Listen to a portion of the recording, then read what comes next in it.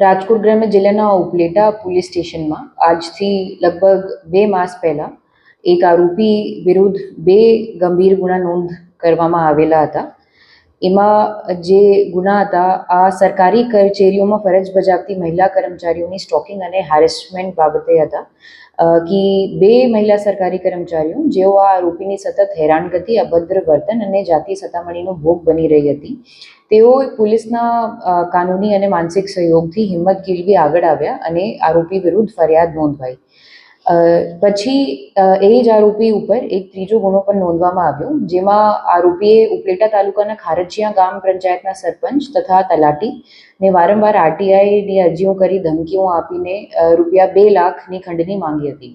ફરિયાદીએ નાણાં આપવાની ના પાડતા આરોપીએ એસીબીમાં ખોટી ફરિયાદ કરવાની, સસ્પેન્ડ કરવાની તથા જાનથી મારી નાખવાની ધમકી આપી હતી.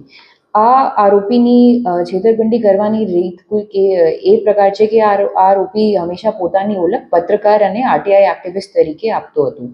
આ ઓળખનો દુરુપયોગ કરીને તે સરકારી કર્મચારીઓને, ખાસ કરીને મહિલાઓને જાહેર બદનક્ષી, ખોટી ફરિયાદ અને કાનૂની ફસામણીની ધાકધમકી આપી ડરાવી ધમકાવી પોતાની સ્વાર્થ સાધતો હતો.